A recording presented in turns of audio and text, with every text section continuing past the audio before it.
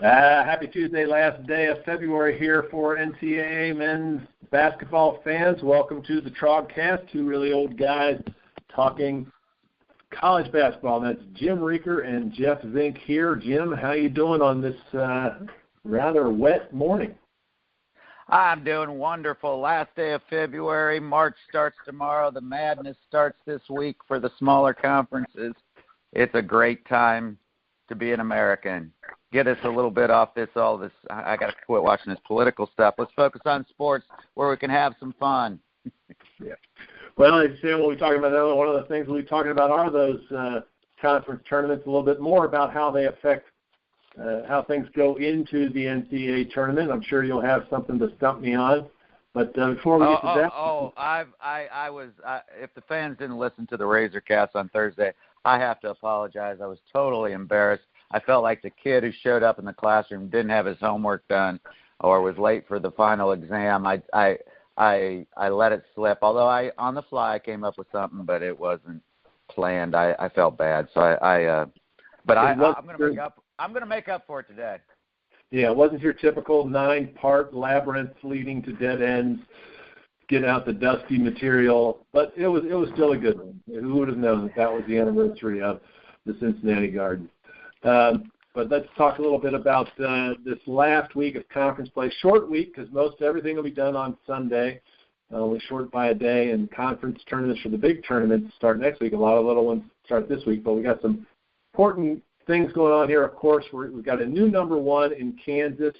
That's our sixth number one now in a 17-week season. Gonzaga losing and dropping to number 4. A lot of things happened last week. What's turning out to be a typical week here in the NCAA, 14 of last week's top 25 lost, 9 of them to unranked teams as those teams are scurrying for their place in the NCAA tournament, and 5 of them lost to lesser-ranked teams, including last night's, of course, we didn't make that, 15 because UNC lost to UVA Virginia. last night as well.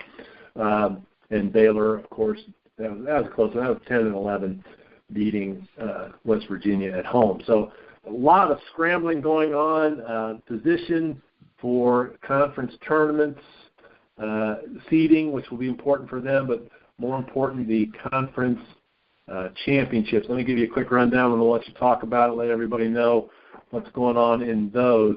The ACC, North Carolina, is pretty much because they were 2 up with 2 to play, but with their loss last night, they are only 1 up, but they do hold the tiebreaker over everybody. So they've pretty much clinched the ACC, but they'll want to go out with a victory against Duke. Some big games there in the Big Ten. Purdue's just up 1 with 2 to play, and they've got some games coming up here against the feisty Indiana team and a Northwestern team, both pushing to get in the tournament. Kansas is clinched. They're up 3 with 2 to play. But what could be interesting there, and I'm sure Jimmy will talk about it a little bit, is Iowa State is suddenly in the picture. With West Virginia's loss last night, if Iowa State can beat Oklahoma State and then somehow win in West Virginia, they'll take second place. Kentucky in the SEC is up 1 with 2 to play, and they play Vanderbilt and Texas A&M. Florida has Arkansas and Vanderbilt. Vanderbilt trying to get into that NCAA picture, but unless somebody slips up there, Kentucky should have it.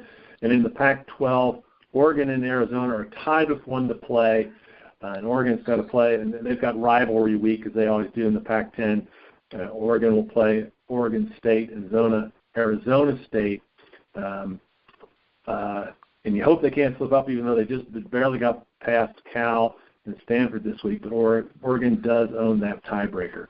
So why don't you talk about your conferences and what you see in the last week here and who's going to end up on top? Okay, I'll start with the Big East. Of course, as you said, Nova has clinched that, and Butler's pretty much kind of edged out. Looks like they're going to get the number 2 seed for that tournament. What the Big East big wigs got to like is after second place, there is a 1, 2, 3, 4, 5 team logjam. Actually, Creighton holds the game lead over Seton Hall, Providence, Xavier, and Marquette. But it'll be interesting to see if that extends the number of Big East teams that maybe make the big dance. But there's some important games to go there. Of course, Xavier and Marquette play tomorrow night. That'll be very, very important for giving one of those the advantage in that middle pack. And there are important games up and down the road. So, but I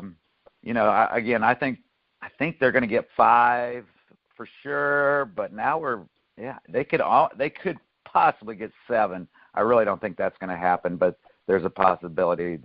The parity that's kind of coming out here at the end of the season in the Big East is really helping their standings nationally. Any views or comments you have about the Big East? No, we'll move on. I mean, the Big East is like I say, Villanova's locked, and everybody else is jockeying. We'll talk more about the tournament next week after we tell people how it works. So what about the Big 10 or the Big 12 for you? Well, the Big 10, again, I go back. I picked Wisconsin to win it initially. We talked a little bit about a couple weeks ago how we thought about that, and I kind of said I thought Purdue was the one that was trending, and then they go and lose to Michigan. And Michigan and Michigan State are really trending up. Looks like they'll probably make the tournament now. But I'm still going to go with Purdue to win that and Wisconsin to finish second. And, again, of course, the story I think it's still going to happen, although they've struggled a little bit here lately, is Northwestern. I think they're still going to make the tournament. That's going to be a big story, of course, because it's the first time in their history that they will have made the tournament. And on to the Big 12, and you talked about it. Kansas has that pretty much sewed up. Again, it's going to be who's going to finish second. And, kind of a surprise, Iowa State, as those 3 teams have kind of gone head-to-head here lately, has kind of emerged as maybe the second seed. And Baylor and who else is there? Baylor and, help me out, who's West Virginia. They're probably going to – they're going to vie for 4th, and that's going to be a big tournament. And I will say this, and, of course, this changes every 2 or 3 days. There was people saying, oh, man, Duke's coming on. They're probably going to be the favorite, and then they lose. And then, hey, now I heard people talking about North Carolina. They're the one coming on, getting things together. They're going to be the favorite. Well, I'm going to say right now, on February the 28th, and it'll probably change in 2 or 3 days, that right now it looks like Kansas seems to be the team that's really starting to play well and put things together, and maybe they're the favorite. Although when I flipped over just to check, because I didn't think it would be much of a game, deep into the second half, they were down 10 points to Oklahoma at home. But, of course, they turned it around and won that game going away. So that's where my conferences stand, pretty much as we expected them at the beginning of the season. Again, in the Big Ten, Purdue's kind of trended a little bit stronger, and but, again, they lost to Michigan, which you wouldn't have expected here just recently. Well, anytime you're in conference play, you never know what's going to happen, especially this time. You got a team like Michigan, Michigan State. Those guys, they know they're going to make a push.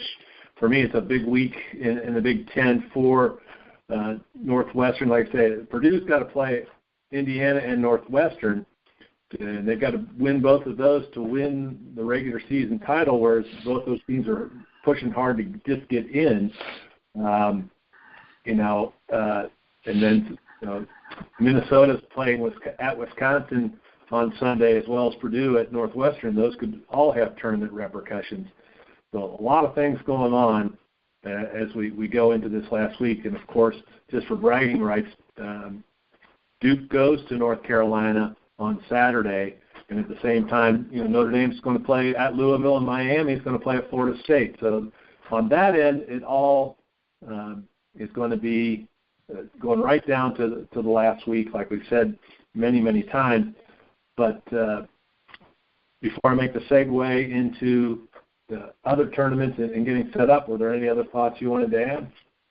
Well, I would just add that, again, this is a crazy season, and it's going to be the craziest March, I think, because every game will be watchable because anybody can beat anybody this year. We've already proved that. In fact, BYU, you thought maybe they had a chance at Gonzaga at home, but there's no way they're going into Gonzaga and win that game on Saturday night. In fact, I had that on. I thought, I'm not watching this game. They've already beat them at their place. And again, it just proves out that this season anybody can beat anybody. The other final point I would make is the ACC is definitely the conference this year. They are the deepest, and if you look at the records there, they're going to have, I don't know, at least 8, 10 teams in the big dance. So, they definitely take the cake for the toughest conference of the year. And I would probably say right up behind them would be the Pac-12 and the Big 12, having pretty good, solid seasons by a lot of teams.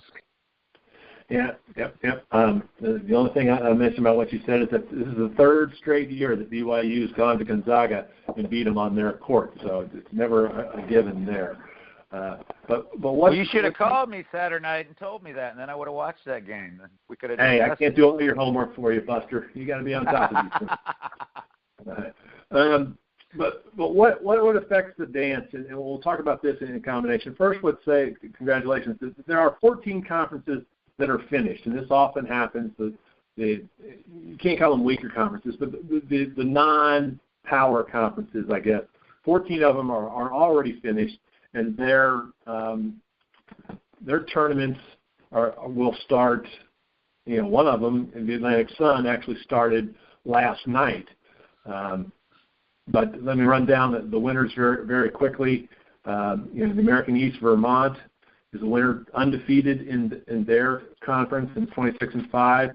The Atlantic Sun, Florida Gulf Coast, 12-2, and they started tournament play last night. And the Big South, Winthrop won a tiebreaker over North Carolina Asheville, both at 15-3, and that tournament starts tonight. The Colonial Athletic Association, North Carolina Wilmington. As you go down this list, you're going to find out how strong basketball is in North Carolina.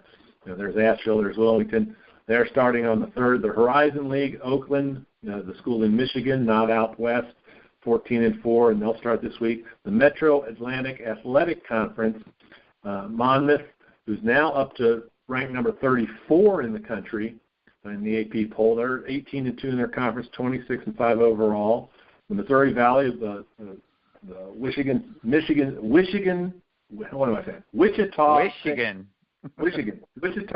State. They're 17-1, and they're up in the top 25. But they tied for their conference lead with Illinois State, and I'll tell you why that's important in a little bit. Northeast Conference, Mount St. Mary's, not St. Mary's in the West, Mount St. Mary's, 14-4, only 16-15 overall. They won their conference. Belmont in the Ohio Valley Conference is 15-1.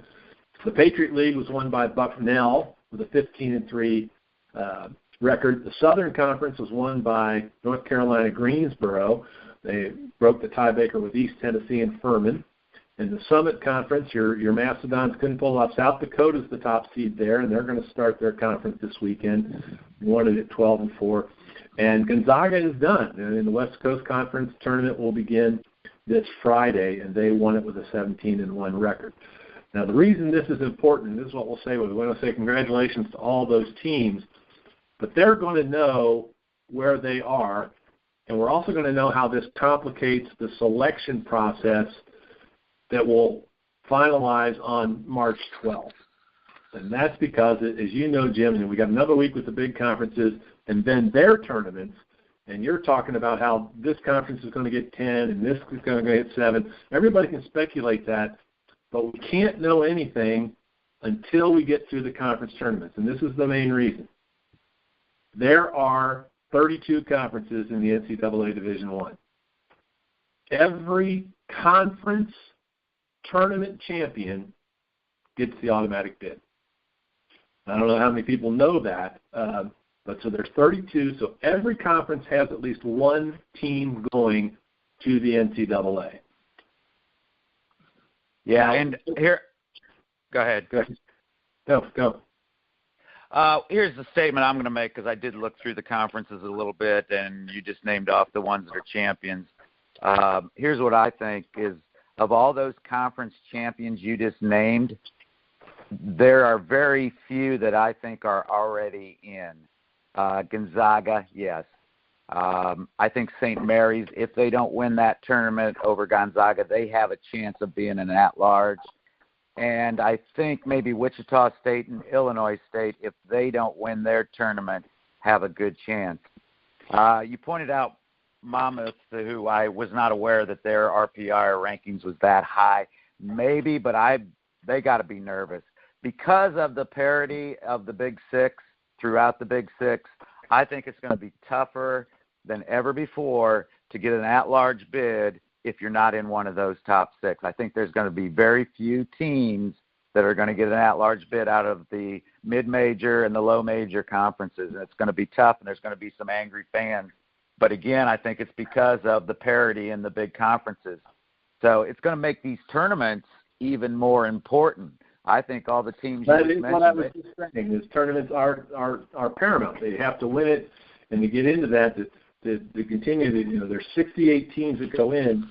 To give you an idea, I mean, there's 32 conference champions. You got 36 at large berths, and I'll walk you through in a little bit how they do it. But even if you look down the big conferences that have teams in the top, I went to the top 40: the American, the Atlantic 10, the ACC, Big 12, Big East, Big 10, Pac-12, SEC, and the West Coast. Those conferences right there have 35 teams in the top 40, and just about all of them are going to get bids. I mean, you can't – and this is what complicates it. You look at it, like you're saying, not the smaller conferences. It also comes in the bigger conferences. You've got American with SMU and Cincinnati and Houston even on the bubble. I didn't include those in the 35. But what if somebody comes out of there and wins that? Are you going to exclude Cincinnati and Southern Methodist? No, you're not. They're going to go. So that's what's going to knock out some of these teams. They're going to have to sit and wait a week. If you got 35 probable bids, and even in there, I mean, you just mentioned, that does not include a Xavier or those other teams in the Big East that you're touting. It doesn't include a South Carolina or an Arkansas in the SEC. It doesn't include any of, 5 or 6 more teams that could be considered in the ACC. So that's what is crucial when it comes to this. And like I say, there's going to be some we'll say hurt feelings, but we'll let you continue with your thoughts, and then I'll give our fans exactly how this works and how difficult it is to come up with those 68 teams. Well, you just made me think of something. I always just talk about the Big Six, but you're right. The American, SMU, and Cincinnati both had great seasons. The A-10, I know Dayton is always there. I think ECU's there. I forgot about those, and they might be able. They might get a couple bids, but they might be lower than they've been before. I'll finish up my thoughts here. Is the selection committee has a tough job, and they're never going to make every basketball fan in America happy. And there's going to be people who think that favors are done for the Big Six or even expanded to the Big 8 or 10 conferences. That's probably true, but this is going to be the most difficult, I think, job that they've ever had this year, just because of the parity. But again, I think it's good for college basketball because I think it includes a lot more fans, and it will keep attention, again, starting actually yesterday, because you said the Atlantic Sun started their but that's good for the conferences, I think, because I think more people will pay attention to those smaller conference tournaments. They'll get more exposure. They'll get more money. They'll be on TV. So I think it's all good, but it's going to be a tough task to figure out who those 68 are. Well, yeah, it always is. And you're saying that even in the smaller conferences, what if Wichita State doesn't win the Missouri Valley? Are you going to ignore them now that they're in the top 25? You've got a Vermont at 60. This is the hard thing. A team like Vermont, number 37 in the AP poll, they're undefeated in their conference, 16-0. But if they lose one game in their tournament, they're probably not going to go. What you were just saying, they're not going to get that secondary American East slot. A team like Belmont in the same, they're 15-1. If they don't win the Ohio Valley Conference, they're not going to go. And that's what's hard. Gonzaga, if they don't win, they're going to go. In St. Mary's, they're going to go. But what if it's BYU? Whose spot does BYU take if they win that tournament? That's what we'll know at the end of this weekend, which will affect the at-large berth for the next weekend. So let's give the fans a little bit of an idea of how the committee has to come to this. There's 10 committee members on the selection committee, and there's 351 Division I teams. Okay? So like I say, the 32 conference tournament winners get the automatic bid. Before Selection Sunday, even before the other conference tournaments are done, those 10 members are given a ballot that has all 351 teams listed. And there's 2 columns on that ballot. In the first column, they have to mark 36 teams that they feel would qualify for an at-large berth. And again, they have to do this before, the other 18 conference tournaments might be finished. So they have to put down 36 that they feel, and then in the other column, they can mark as many teams as they want that they feel should get consideration. Okay? And then those are tallied, and once they have them, if any team gets 8 out of the 10 votes, they're in. And then that's all there is to it. And then that's when things get tough. And you never really know what all of these ballots are. Then any team that got 3 or more votes from either column is put into the consideration pool. Or if you won or shared a regular season conference championship, you're put in the consideration pool. And then sort of the way it works is if there's a list of 20 or more, each member gets to nominate 8 teams. And then they put those all together, and the top 8 teams from those 10 ballots are tallied up, and then each member votes on them from 1 to 8 as worthiness to get into the tournament. And then they tally up those votes, and whoever the top 4 of those 8 are in the best position, they're in. And then it's sort of like shampooing. It's lather, rinse, repeat. There are different numbers for lesser things, but until you get to those 68.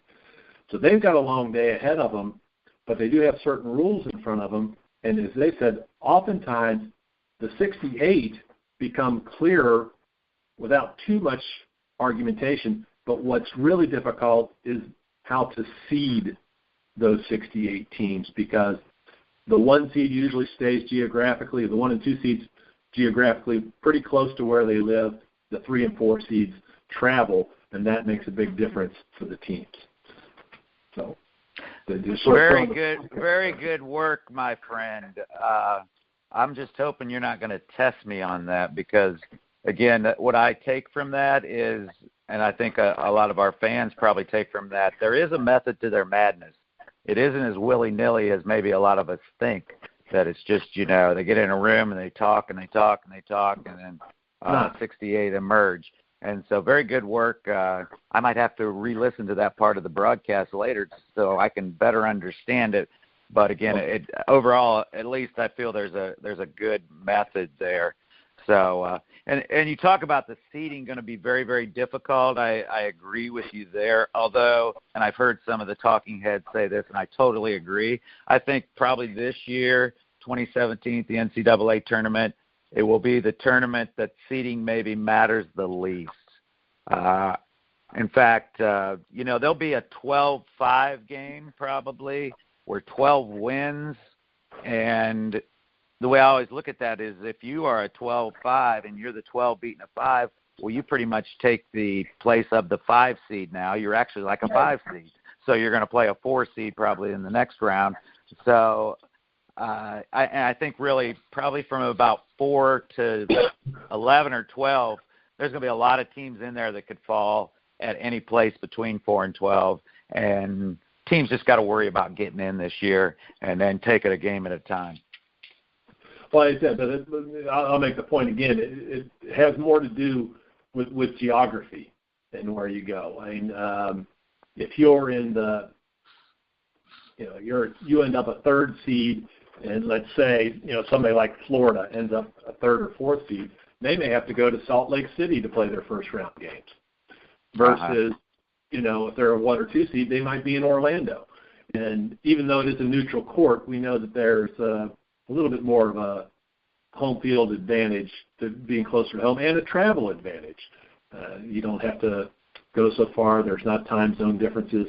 It is very difficult, and the seeding is going to become more and more so. When people are saying, this conference is going to get this many, it really is going to depend upon how these conference tournament goes.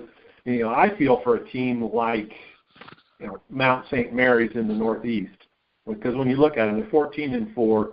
They're only 16-15 overall, and some fans going to look at them and go, oh God, they just barely squawk by it. They got a weak league. They've got 16 wins. 14 of them are in their conference. And then they tied with Long Island, Brooklyn. But this is also a team that went into conference play 1-11, but decided to take on West Virginia, Iowa State, Minnesota, Michigan, and Arkansas in their pre-conference schedule to get set up. The average fan is going to look at that and say they don't deserve it at all. And of course, now if they lose their conference tournament, they're not going to get any chance because people just don't consider that. Those are the teams I feel for that, it comes down to one bad night and the whole season gets thrown out.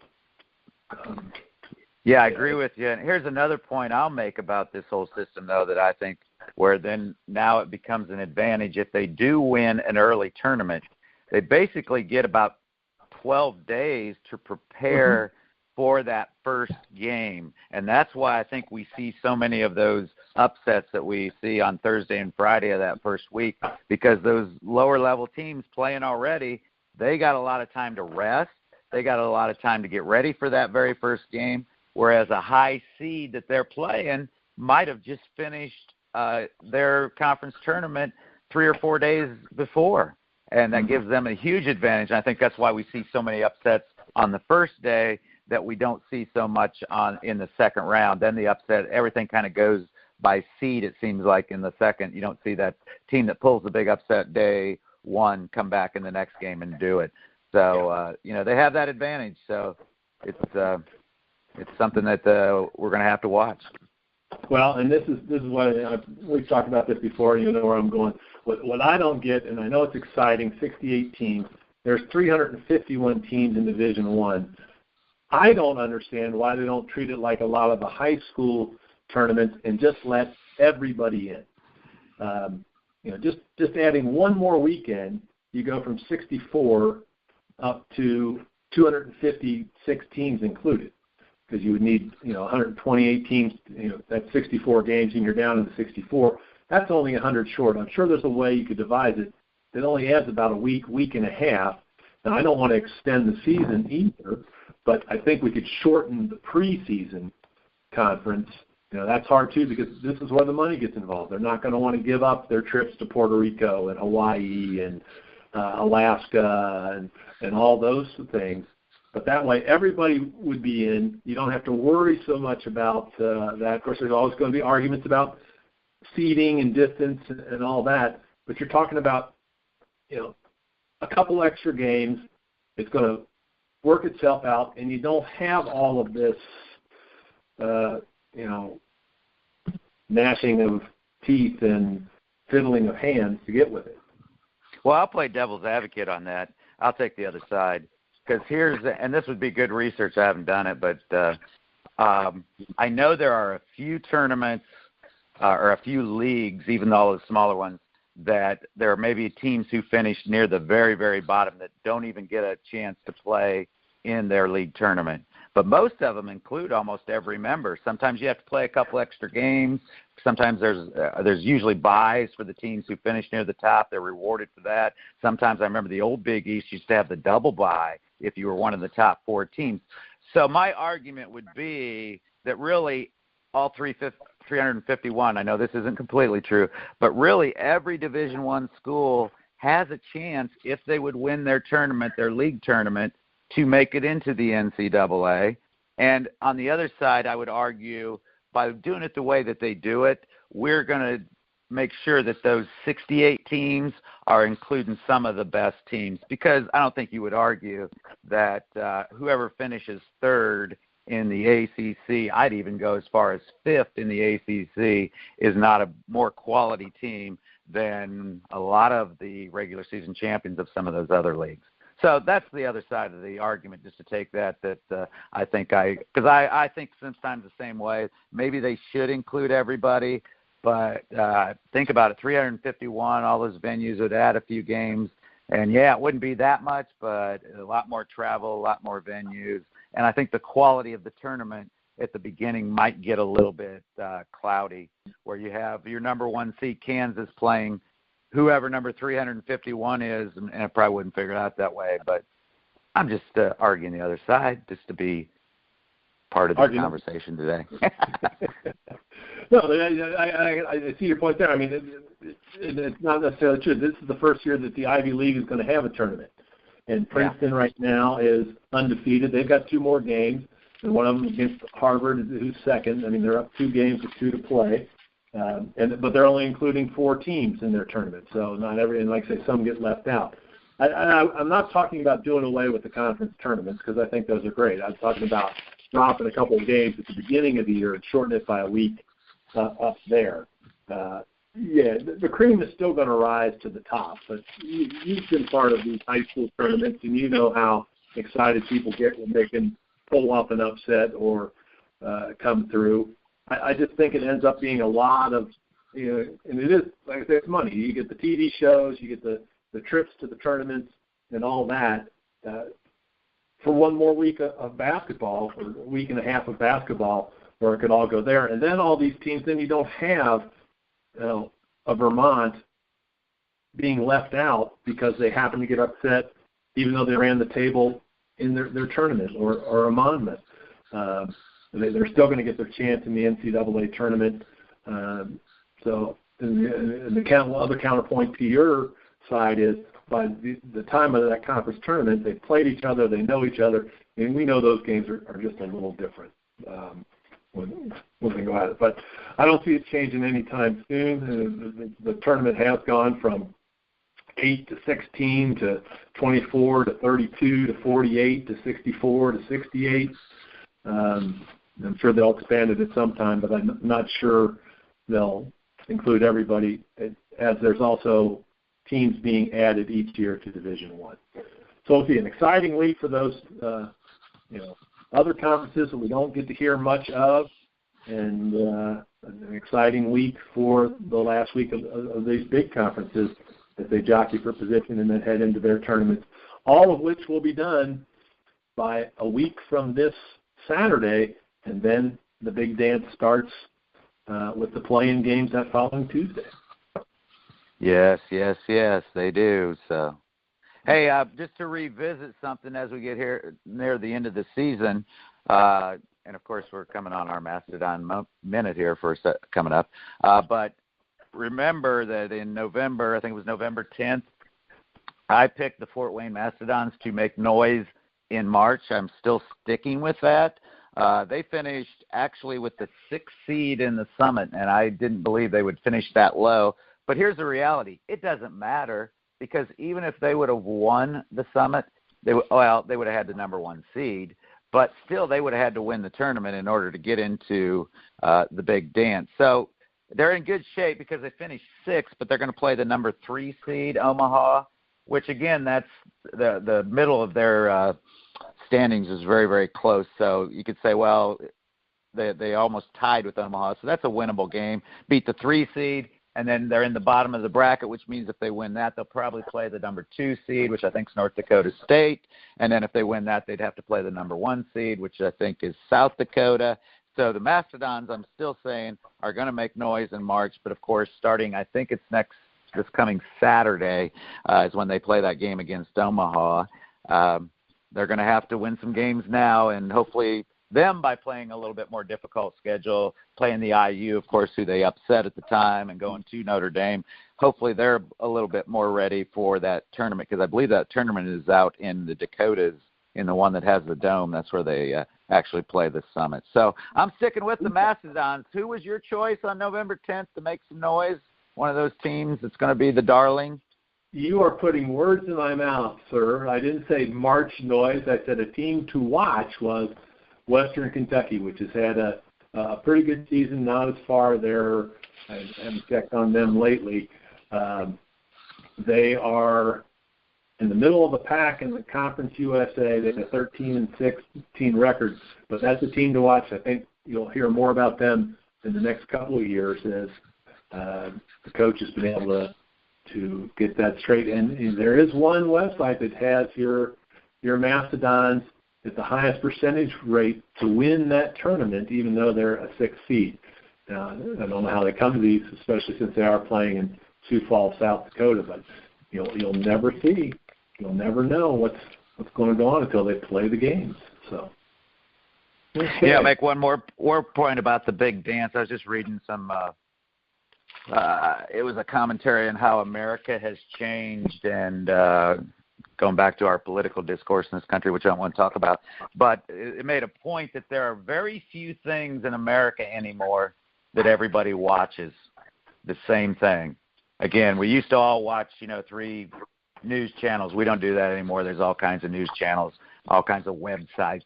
But it made the point, the Super Bowl is one thing that everybody in the country watches. And I think March Madness is maybe the other thing.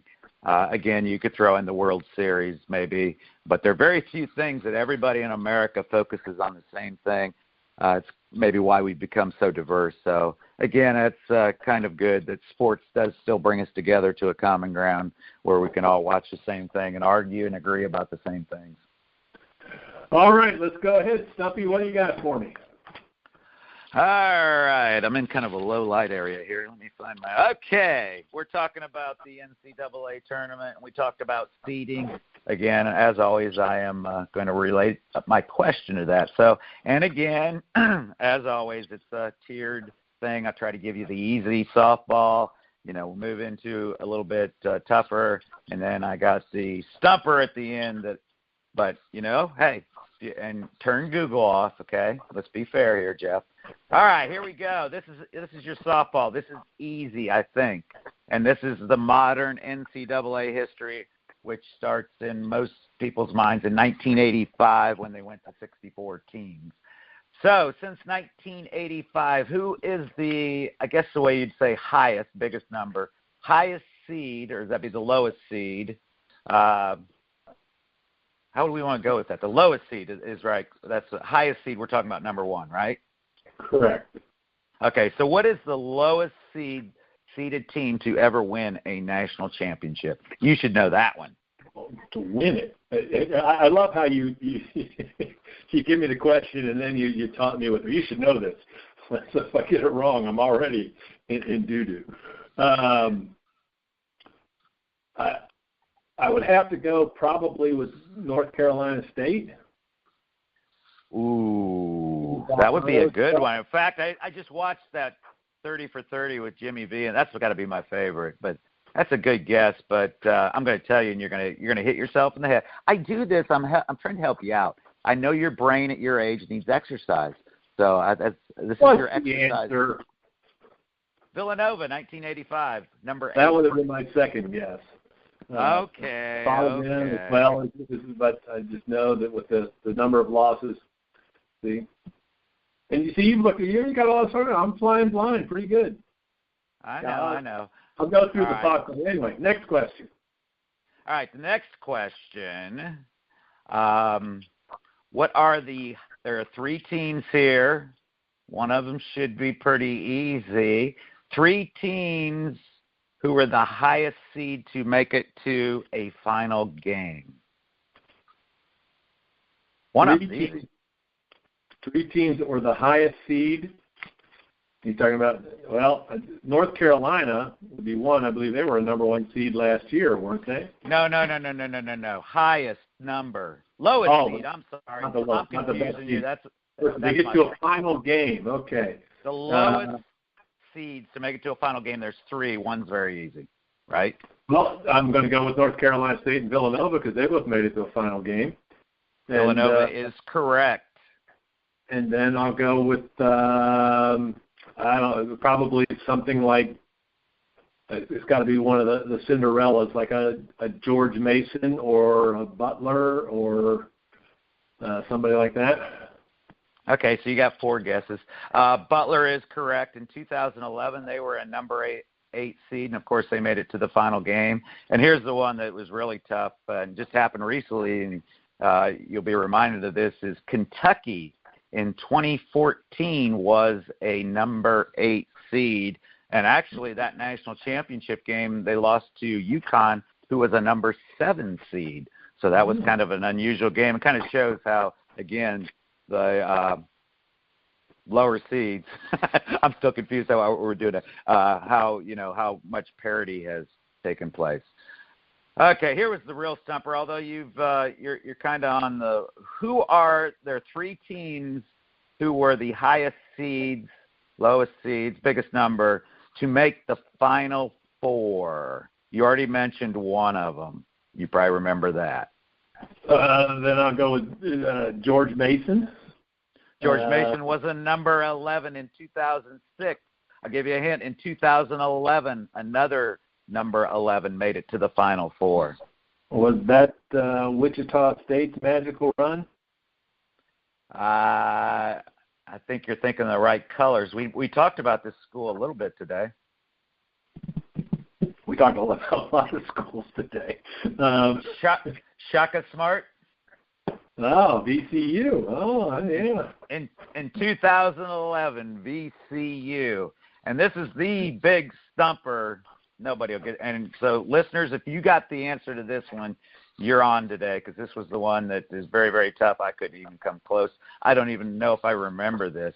In 1986, there was a number 11 seed who made it to the Final Four. Actually, I'll give you a hint, and I might not be right, but I think I'm right on this.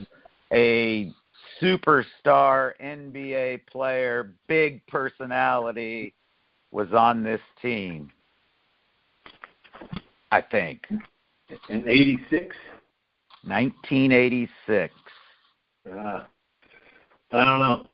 I'm trying to think. I might be wrong, but I think it's the answer's LSU. I think that's Shaq and Dale Brown.